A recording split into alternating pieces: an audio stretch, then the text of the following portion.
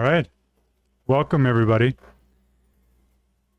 Welcome to this demonstration of mixing color. So I'm super excited about getting started. I want to jump right in. There's going to be a little bit of everything in this, as you can tell by my setup. I love doing this kind of thing where we bring in nature into the studio. This is a good exercise for you to do on your own, especially if you struggle with understanding color and mixing color and wanting to learn more about color harmony. I think the best thing to do is to remove yourself emotionally from the art making and just practice. So to jump right in, I wanna be quick about this. If you're joining me live, welcome. And if you're joining me through Patreon, the recorded version, thanks for your support. And let me know if you have any questions later on. All right, so I'm going to jump in. I have these little rocks down here. One of them's cooler and one of them's warmer. So I wanted to kind of mix a little bit of that rock texture, the rock colors, basically. And so right now I'm not going to explain everything. I want you to see that I'm mixing these things relatively quickly, and then we'll get into looking at some other stuff I have prepared. So this rock, it could go a little bit lighter. So this is this rock. This mixture here, this neutral yellow is this rock. And there's slight variation within the rock, of course. There's going to be lighter lights. Potentially some super subtle green shifts in it.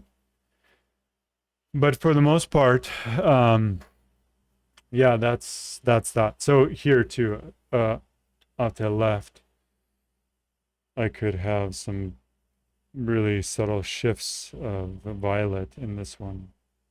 Violet and blue, or purple, I should say, because we're going to be talking about I call it violet, but in the Munsell system, it's referred to as purple, and we're going to get into that later. But for now, those are your neutral rocks.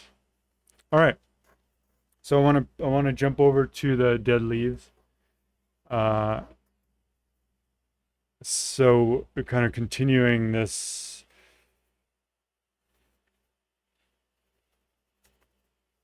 So you can see this color, maybe a little bit lighter. That's the dead leaf.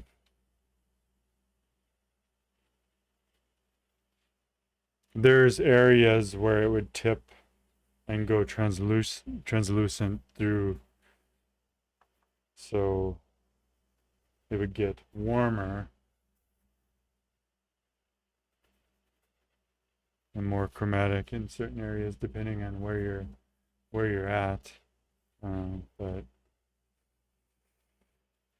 yeah, for the most part, it kind of looks like that.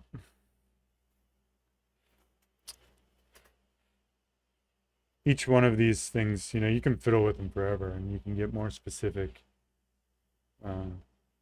But if I were to be pointing in sections, you would understand kind of where I'm thinking about this stuff through here.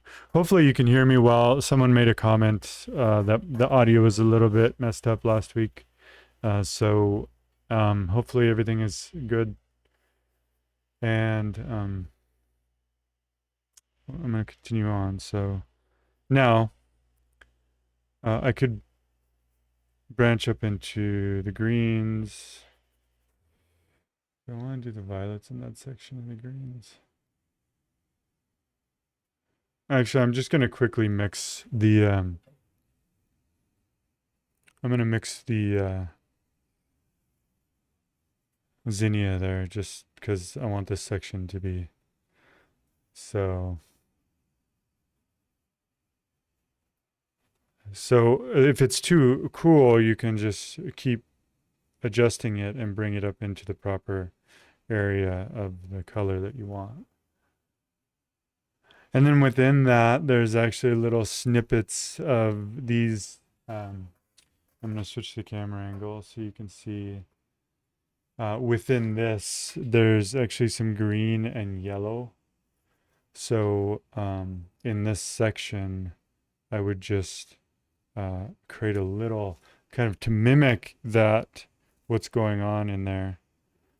I would create a little offshoot. So this section is my color harmony of this. And then it potentially would add some green to it as well. And I do that on my painting. I do it because what it does is it organizes things per object. And we can get into that later with some of the questions and answers. So this is the underside of the dried up, curled, kind of green looking petal right here. So now I'll go into my green mixtures.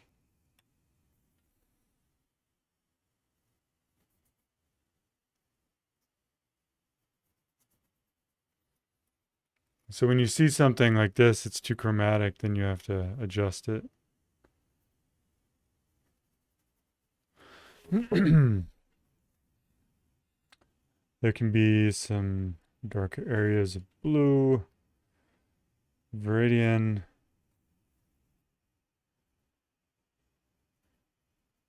Right? So that's that. Now, if this is distracting you, if it's making it feel too yellow, I'll just take it out. But usually, just so you know, oftentimes I leave that there. That's kind of some of the harmonies that exist in there. And then within that, you have reds. I can go back to that. You can see that there's red violet in the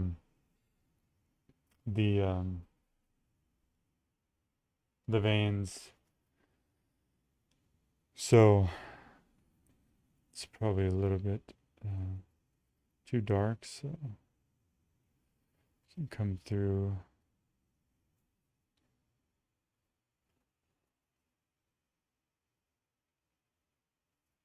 And you then get some of that happening. So this is, again, a great exercise for you if you're a beginner or if you're if you've been doing this a long time. And if you're just joining me, so this is the rocks here. You see the breakdown of the rocks. This is the zinnia and some of the reference to some of that. This is the dried up leaf. Here, this grouping. And here is the chart. And then now I'm going to jump into this yellow. So the greens for the yellow would be very similar. Much of my greens, I'll explain it in a minute.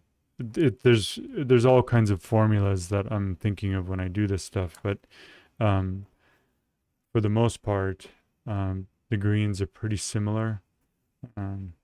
So I'll just jump into the yellows.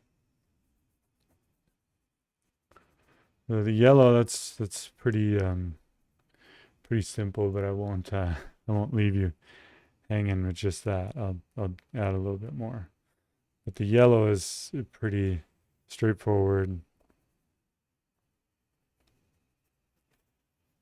Yeah, that's not very complicated.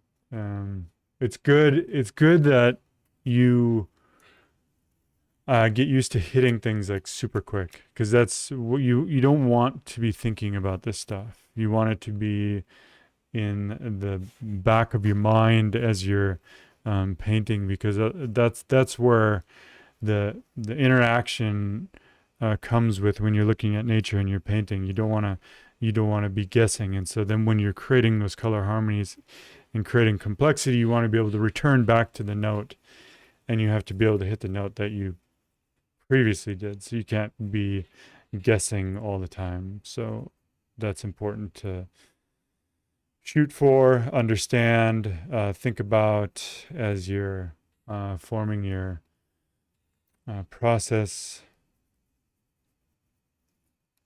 That's the orange. There's moments in that are going to be a little bit more red.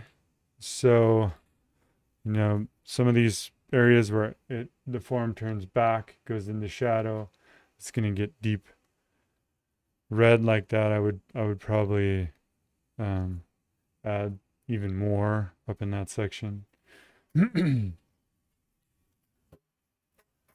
So there's that, and then that again would, if I was painting this and jumping into it, I would just I would connect these two because the harmonies are very similar. As you get down into the stem, you can see the growth of this. It becomes really chromatic up into the petal, but in the base of it, it has more of this feeling. So connecting what I previously did for the charred leaf to this. So, all right. So I'm gonna keep going. What do we got? We got the green here. Basically, I've done that already with this same kind of thing. I'll go back to the trunk. The trunk will have to come back down here. So, or the branch here. So the branch has, once you get into the browns, the branch is going to have a bunch of the bark and the other stuff is going to be it's going to become a little bit more subtle. So you're going to want to add different kinds of chroma in different spots, maybe some blue, and then so you go back to your in this case I'm using burnt umber there. Started with raw umber, went into the this chromatic blue up here. So you get the idea that as things become more subtle and you look at it more, then you can start to overlap and add the bright kind of the chromatic warms. You can pull that into it.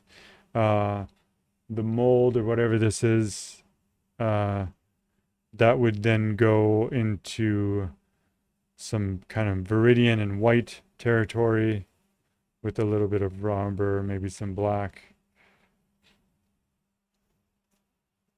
And yeah, so that's right now. I mean, we kind of cruise through it, but these demonstrations are only an hour, so I want to jump into some other stuff. So that's the practical aspect of mixing color. Now let's get into some of the theoretical stuff, right? So everyone talks about the Munsell system. It's an older book that was released, I want to say in 1913, but don't quote me on it. I could be mistaken. This, you can get access to the original copy at the link that I provided here, archive.org.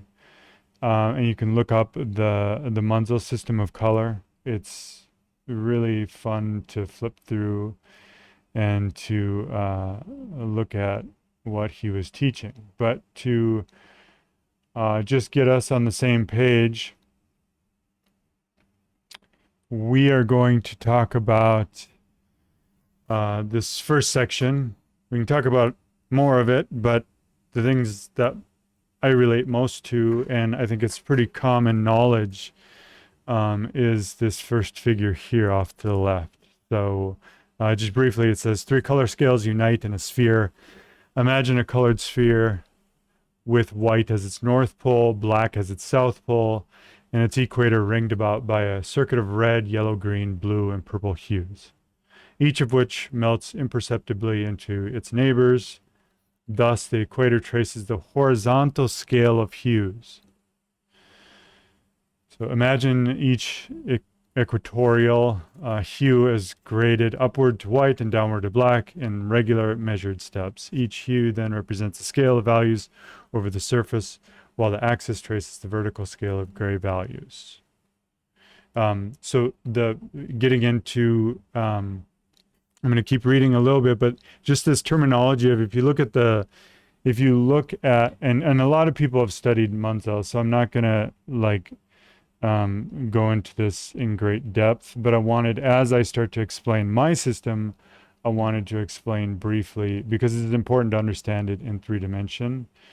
So if you go up and you look, it's this 3-dimensional understanding of 0 at the bottom, which is complete absence of light, and then you go up to the top, which is 10, and that's the full spectrum of color, completely white. It would be like if you saw light in its purest form with no absorption anywhere. So nothing is being absorbed and reflected back to your eye. It's a complete intake of the entire spectrum of light. And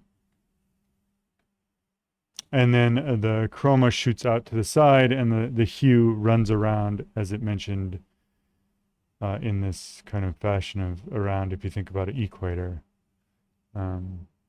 Imagine surface colors weakened by additions of neutral gray as they pass inward to disappear in the vertical axis. So the core, going from the top to the bottom, is a complete neutral. And that's going to be important when I start talking about my paints. And as it gets further out, it becomes more chromatic. So I'm going to jump back to all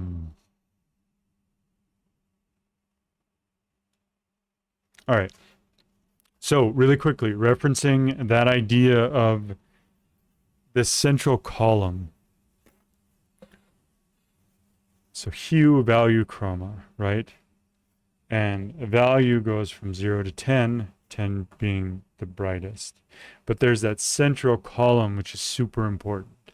So I'm going to kind of get rid of a little bit of this so we can talk about the central column. So I'm going to kind of just pull these colors out.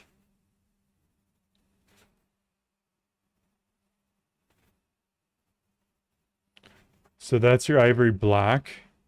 This is burnt umber.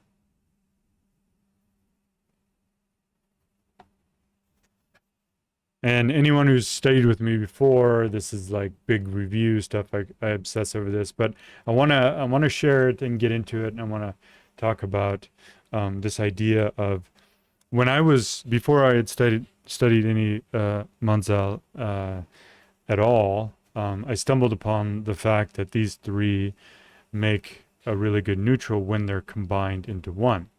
So if you take ivory black,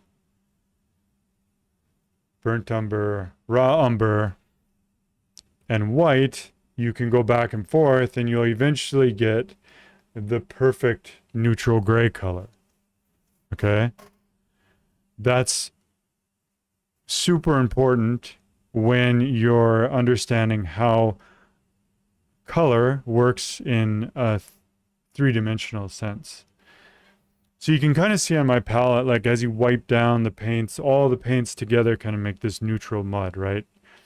And if you have a really good understanding of color, you travel back and forth between neutrals and chromatic color really quickly. So that's something to grasp. If we go back to this idea of imagine surface colors weakened by additions of neutral gray, right? That's, let's see. Oops. I wanted to highlight it. See if I can highlight it. It may not. No, it's not allowing me to. Sorry. Forget it. It does highlight, but I knew that was going to happen if I tried to do it live. So anyway, I've seen painters that have a string of gray. They use that often to then find the top value and pull the chromatic note into the center that way. I like to mix mine as I go. So it's much easier to do it in kind of organic, improvised way where you're just speaking the language fluently. You're not calculating things one by one according to the 10 value scale. So you can see here that if I pull out a little bit more, if I make this a little bit clearer, that it's different from this one. This one's more yellow, this one's red, and this one's blue. So obviously by taking the three primary colors, then you get a perfect neutral. So it's raw umber, burnt umber, and ivory black. Those are the three neutrals that I heavily rely on much of my work, um, because I'm constantly kind of drifting in this like moody gray stuff. So um, you'll notice my paintings don't look much like this super chromatic uh, mixtures, because I tend to like a little bit more moody, more naturalistic. I'm always looking for the neutrals essentially, and then I branch back out into the higher chroma, and if we go back and continue reading on, then it talks here about the idea of the color tree. So it's not a perfect sphere. It says, were all pigment colors of equal chroma, then a sphere would present an ideal of their relations. But pigments are very unequal in strength. So you can come to kind of understand that each one of these colors has a different area in a three-dimensional space. So it's not a perfect sphere. Oftentimes there will be diagrams. I'll point to another one. This is in Wikipedia somewhere that I found. Just search Munzel and it'll probably pop up. I don't know who made it. Kudos to whoever constructed this. But this is a 10 value up and down, and it's also 10 spaces from the central column out to the outside edge. And you'll see that it here it's more of a sphere because of the nature of the diagram. But if we go back to this idea, you can see it there where the white and black shoot out from the sphere, and then the yellow and the purple blue. This is probably review for a lot of people because people love the Munzel system, but if it's not, then that's great. This is an opportunity for you to be introduced to it and learn a little bit as we go. So let's talk a little bit about some of the names of the hue. So the place of each leaf of the color tree is determined by the measured scales of hue, value, and chroma. These scales also furnish an expressive notation made by the 5 color initials with their combinations in 10 Arabic numbers. The scale of hue is a sequence of red, R, yellow, red, YR, yellow, green, blue, purple, and red, purple, etc. The 5 principal hues melt perceptibly into intermediates by 10 shapes, of which the middle of 5th step is typical of that hue. So we'll reference that. They're talking about the horizontal, vertical. So it gets cut up into, this is notating the color and understanding it based on like being able to identify it as a language. And so that's important because that's why it was invented. So let's jump back to what I'm doing here. And we're in the 19th century, and I want to write a letter to my friend and talk about the color of this rock. Well, it's really difficult to describe that because you can say it's a creamy, kind of light colored, it has moments of kind of blue, violet, greens in it, but then whoever's on the end of the letter, they're not going to know what you're talking about.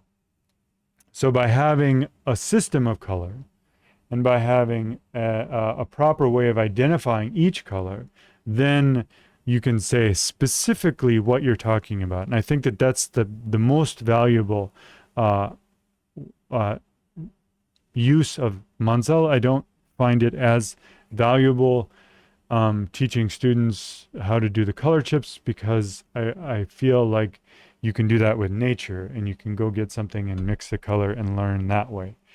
Let's keep reading. A symbol completely describing the character of any color sensation is composed of its degrees of hue, value, and chroma. The symbol for what is commonly known as vermilion is 5 red, 4 over 10 is how that's read.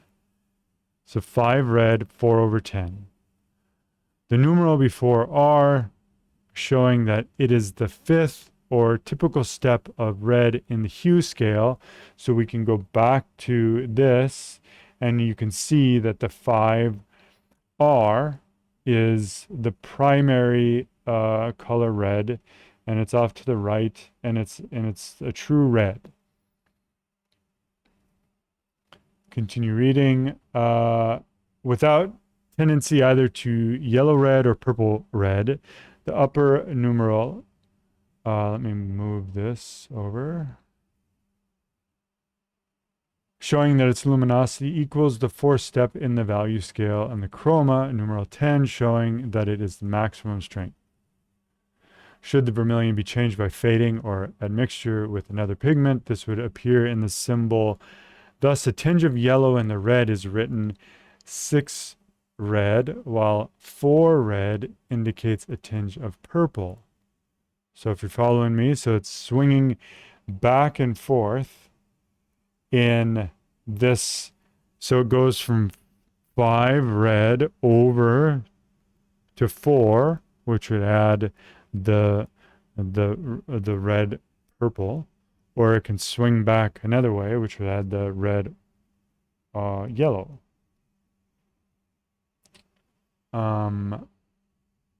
And then it talks about a slight addition of gray. Remember, going back to that center column, reduces the chroma to R with a denominator of 9, while the addition of white changes the value to R5. Okay, so I won't get into this too much. You guys have the link, and you can understand it better if you study it on your own time and think about it. But it's important to note that as it gets further out, it gets more chromatic. And that's what this blue 4-6 is indicating. The 6 is it's closer to the center. Green 5-7 is it's bumped out further. And so then you get this, you go back to this idea of this. To me, I don't love this diagram. I like it, but well, I guess it's fine. I like it. I changed my mind. I like it. But there's things that with the tree, it seems like it kind of confuses things, but it's okay. So let's go back to what I like best is my palette. So, all right. So now that you have that base of a language, then you can understand how I was mixing these things and floating around. So we'll go back through what I was doing when I mixed the colors in the first place. So when I mixed the dead leaves, I thought about the value here, and then you have to think about the hue. So you have to find where at on this area of the equator the color is sitting, right? And then you have to find the chroma. So for me, it's this combination of doing kind of all of them at once, and you have to get used to kind of traveling around and grabbing your colors. So I'm grabbing now raw umber is a neutral yellow, so that's really easy to pull that back in. If I'm in something that resembles a yellow, red, a yellow, then I'm going to grab my raw umber. and mix that down to a neutral. So you can see where you can grab a little bit of value, you can grab a little bit of chroma by selecting those different hues, and now you're back into this mixture of the dead leaf. And so if I was then painting, something that looked like that, I would start out with some I would start out with something underneath, and then on top I would place something, and then as it gets brighter I would go in and try to figure out where the forms are actually tipping up. And then if I have something that's really chromatic and dark, again, I would clean my brush, find the mixture, and place it underneath someplace. Maybe it's a little bit more warm underneath. Okay, so that's kind of what's going on there again. Sorry, I was using burnt sienna, cad yellow pale, raw umber, white. For the shadow, I was using burnt sienna and ultramarine blue. And now the next one, I think we went up to the flower. So flower, same way. If you think about this as a red, it's not like your typical red. It's red purple, right? So we know that it definitely goes towards the blue.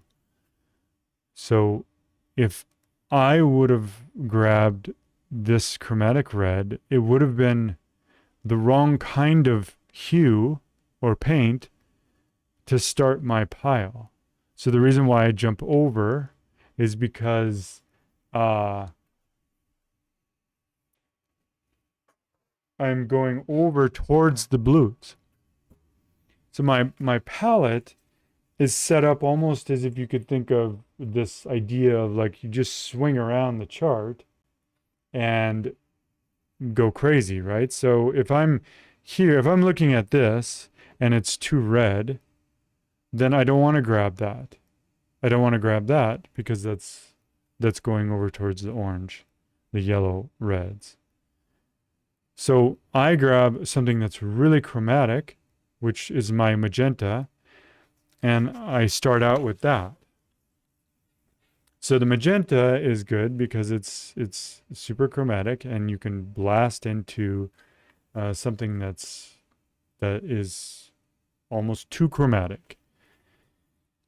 So then you can transition over from that, and you can start to adjust it and see what happens. So there's ultramarine blue added to it. I could add straight up violet, cobalt violet to it. Cobalt violet makes it go darker. That's why I preferred the ultramarine blue. With just a touch of ultramarine blue, you can make a really light chromatic blue with white. And then with the addition of the really intense magenta, then that's where it starts to drift into the proper context of what this is. And you can take magenta and cobalt blue and get some of those dark notes.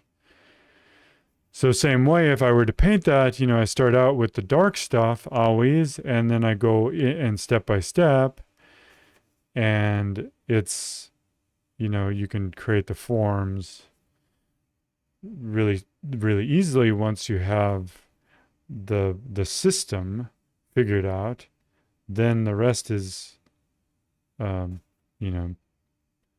you're flying. You're getting into more interesting things as you get more comfortable with how your colors interact and work. So then here, remember we had this moment of yellow in the underside, which is greener. So that's what some of this stuff over here was. So by taking the burnt sienna and the cad yellow pale, I was kind of making that moment in the middle where you get this transition into different colors back there. And then the thing that's sticking up, you can take a little bit of Viridian this underside of the petal, if I was painting that. Viridian, let's see, white, viridian and yellow. Need a little bit more. Need to be a little bit more aggressive with the mixture.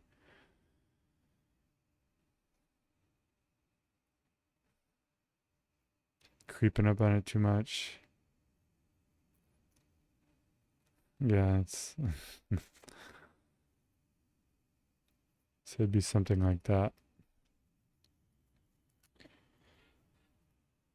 All right. This is pretty self-explanatory. I don't want to get into the yellow too much. Those are pretty easy. I would maybe say just take raw umber, maybe some burnt sienna, ultramarine blue to get it down darker in this so that you get the full transition. So if you're doing one of these, you know, it looks something like that. Maybe a little bit more simplified. Maybe a little bit brighter.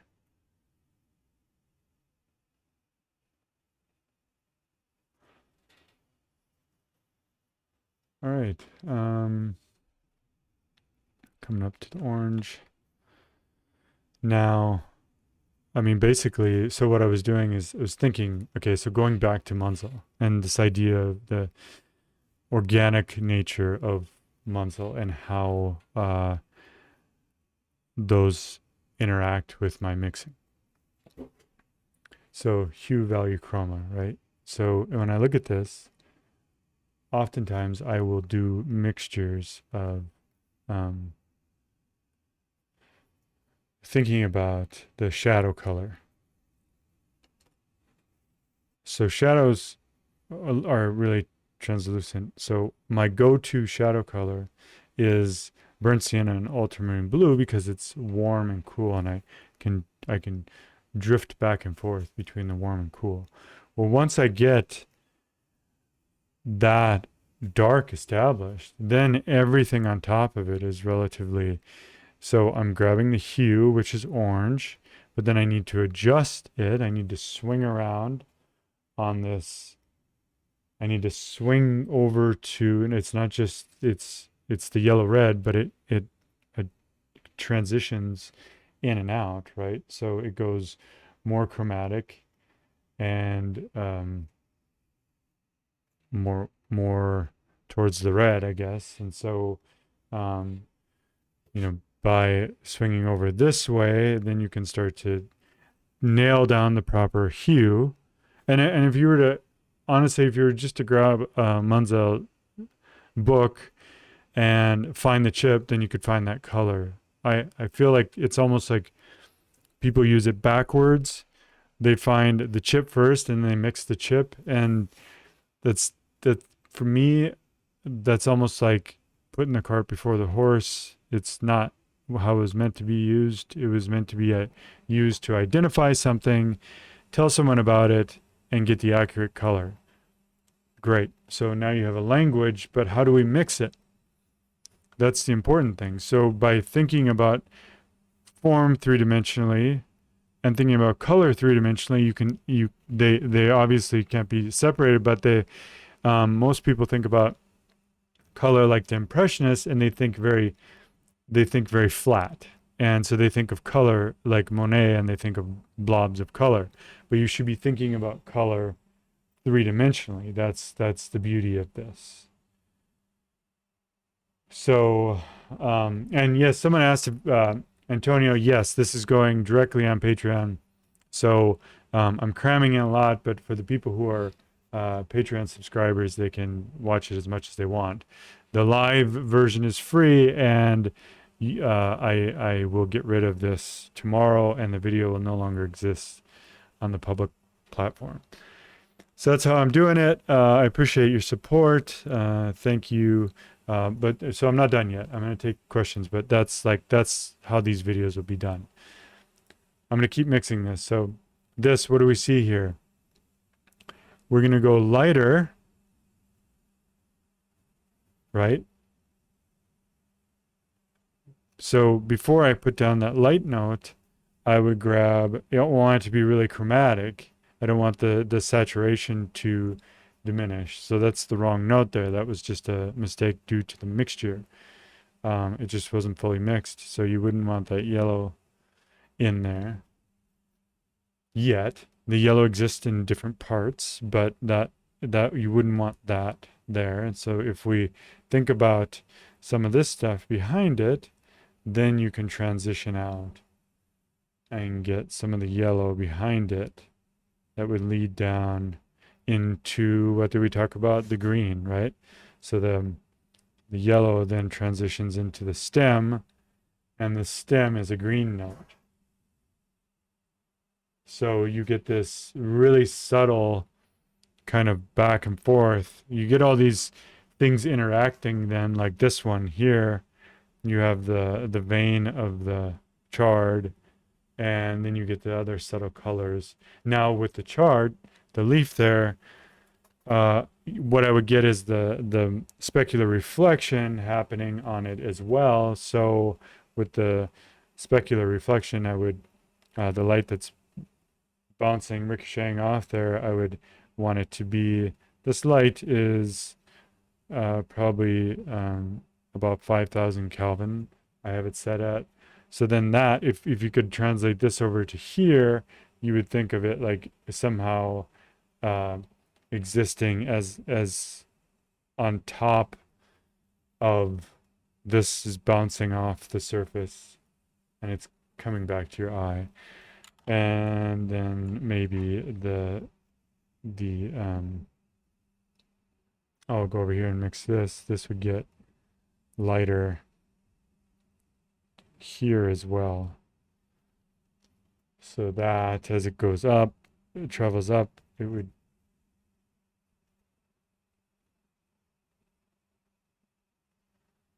you see that? So like I could sit here and I could have a chip and I could tell you exactly what notation it is, and that would be helpful. But I'm a little bit more of I like to let things I like to let things happen naturally, and I'll tell you why. So I want to jump into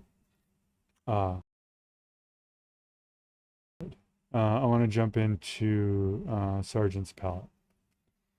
Okay, so you can see John Singer Sargent working this same kind of methodology of dark to light. So from left to right, I use this example all the time. I love it. He was a genius. So he has the white up in the top right is yellow, maybe a sienna, a vermilion, or alizarin, or orange, or some, I don't know exactly what these colors are, black. But within that, then he's traveling up and down the value, but he's also thinking about the chroma and the hue.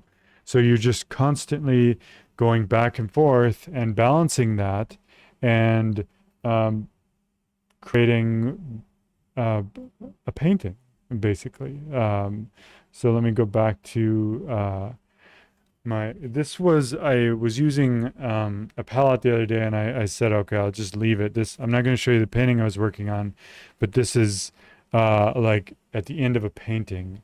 So you can see, if you go back to our buddy John Singer Sargent and his mastery, you can see where he's dipping in to other notes further along as he's painting, because he needs to harmonize. He's just dipping and grabbing and pulling, and not everything has to be so systematic where you have to pre-mix it.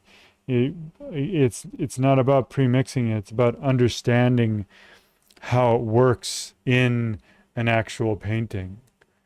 So this is what it would look like. Say this was sunset kind of scene, and so if I've created a harmony and I have a cloud going over top of that, if I've created a harmony and I have a cloud going over top of that sky, then, well, I'm going to be dipping back and forth into these. I'm not going to just reserve it for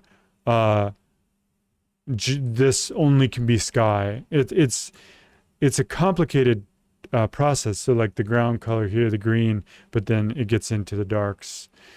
And so you can see that his mind was moving, and he was establishing the values and the patterns, and going in and out of form, value, hue, value, chroma, right? So get that really kind of into your idea of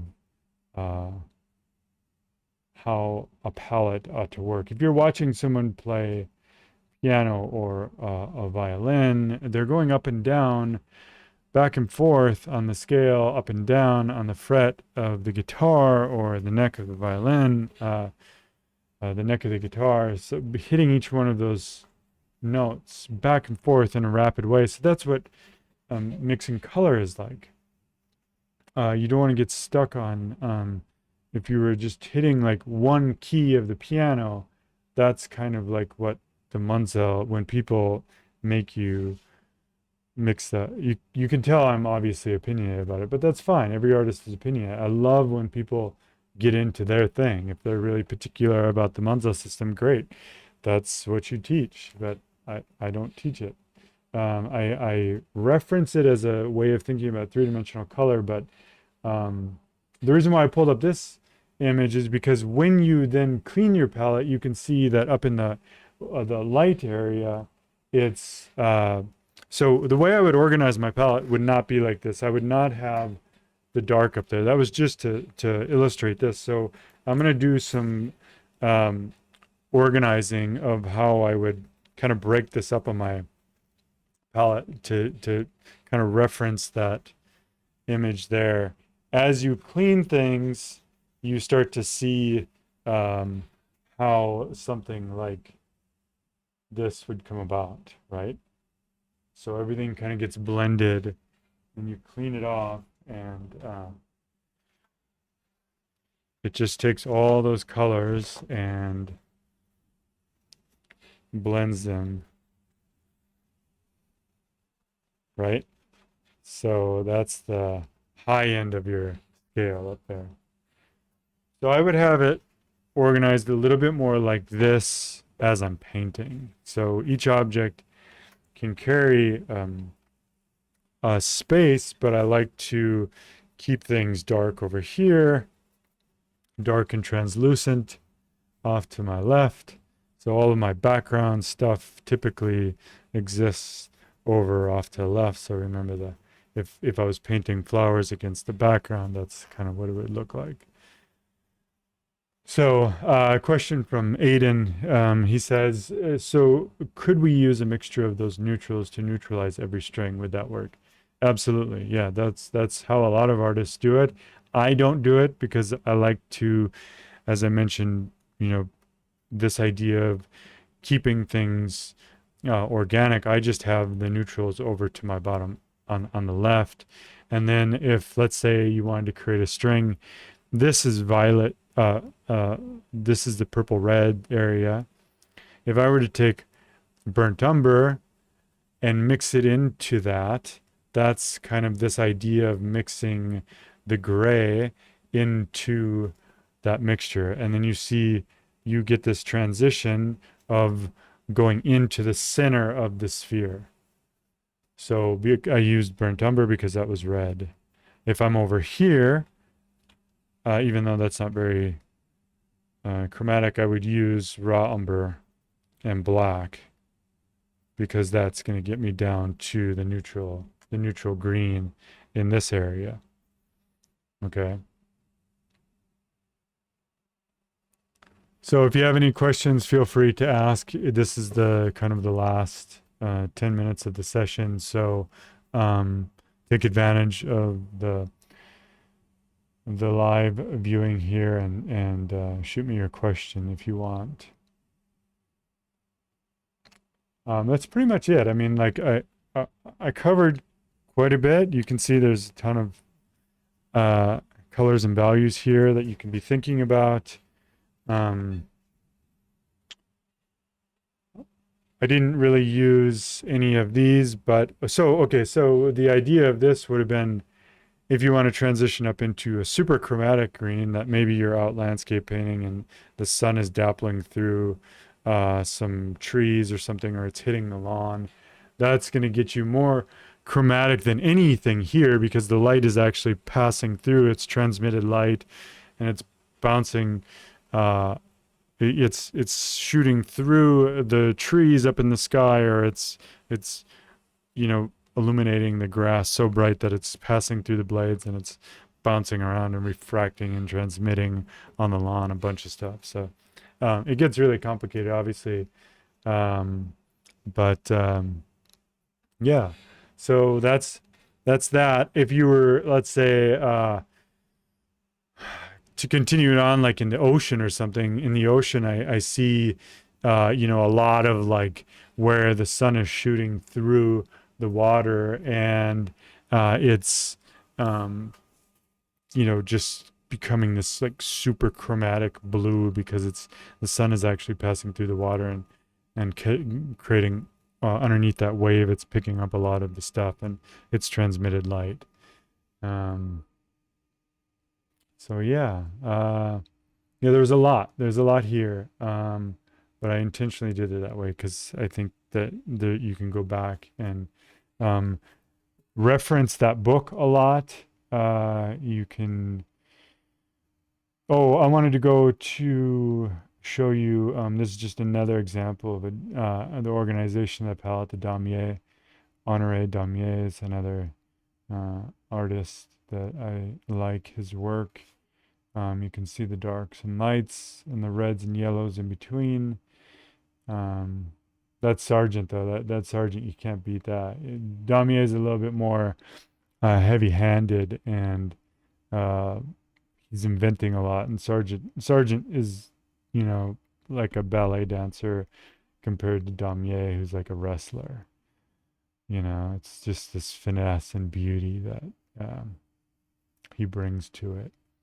So the 3D system, you get that here. You see that, like, you know, understanding of how to go from the gray neutrals up into the super chromatic colors. I had I was using a little bit of, I think, maybe I didn't grab it all. The oleo gel, oftentimes, and when I'm painting, I'll use oleo gel quite a bit. Um,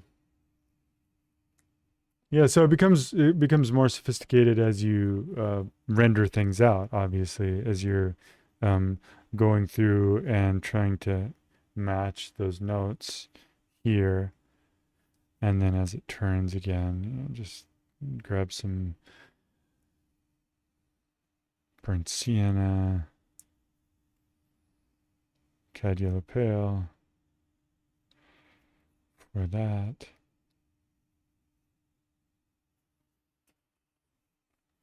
How would a warm versus cool light source affect your conceptualization of a warm sphere? Well, everything is gonna, if it's a warm light, everything is going to um, be much warmer.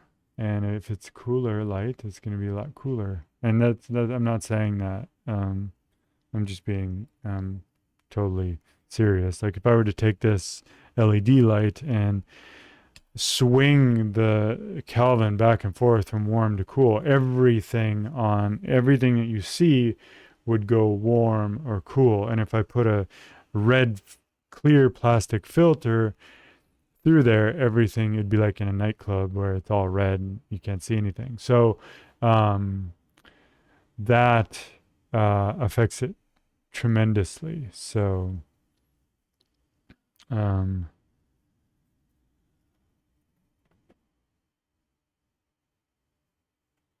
do I use titanium white? I am using titanium white. Thank you, Millie. Yes, I like titanium white because it's a very bright, cool white, but I also use lead white. I didn't use it for the demo today, but I also use lead white, and that's a little bit more translucent and a little bit warmer. So, um, yeah. just to lay out my bias and let you know kind of, um, I don't use the scale of all the grays, but it's because I haven't ever really done it. It's just I know that you can, and it's really cool, and it would be very valuable. I haven't done it because I think it's so easy to mix it as I go. But it could be a shortcut, and I recommend experimenting with that. My old teacher, Richard Kochnash, does that kind of thing. He has a bunch of grays that he incorporates in his mixtures, and it's really awesome. I know a bunch of people who use the Munzel system more. They prefer that because they can take a chromatic note and just stay in that hue, but transition the chroma into the center really quickly without adjusting the hue.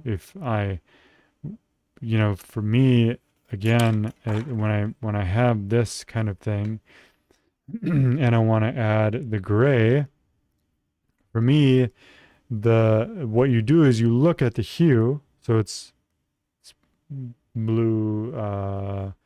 We go to the Munzel. It's blue green. So in order to make a blue green, it's like a blue green, 5 blue green, and it goes over to the green yellow. So if I were to, so that's 5 blue green, and it goes over to the green yellow, if I remember what I just looked at. But so to make the neutral, I would add the blue neutral and the yellow neutral, which is the ivory black and the raw umber. So that's just, you keep it in that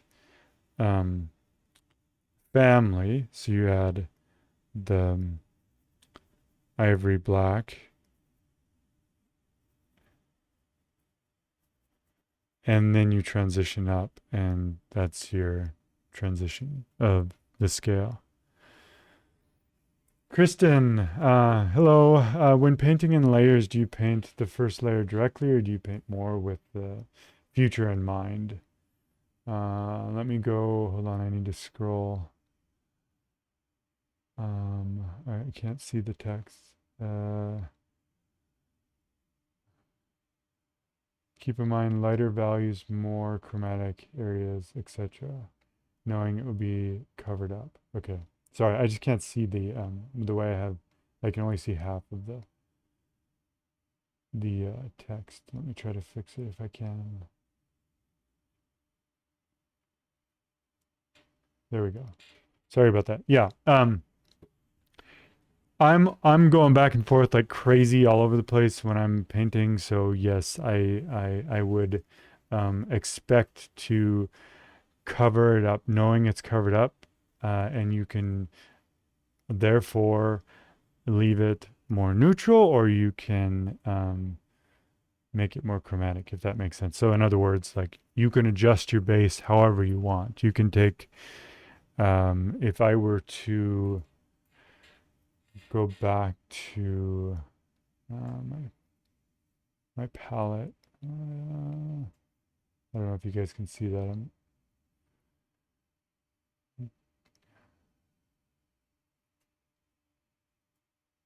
Sorry, bear with me.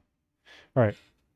If I were to take, this would be an example of making something more chromatic after it's dry. So this is dry, right? It's like a really extreme example. But if I were to take, maybe I should take a different brush. If I were to take oleo gel and take the green and brown and scumble over the dry stuff, it creates this kind of chromatic glaze over top of this dry section.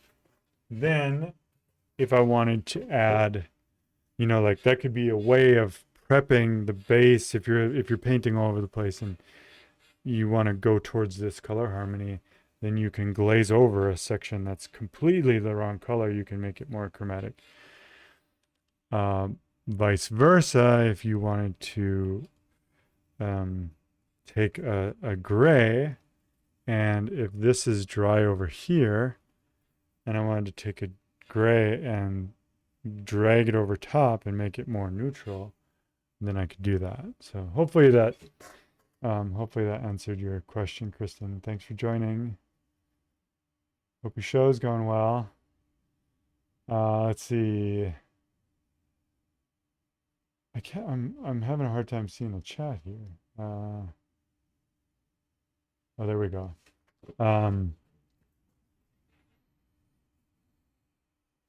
Okay, great. That was it. That was the 1 hour mark. So people were kind to say thank you and wonderful. So that's it. That was the demo. I hope you enjoyed it. I'll be back next week with something. I don't know. I don't know what I'm going to do yet, but stay tuned. Thanks so much. Talk soon. Bye.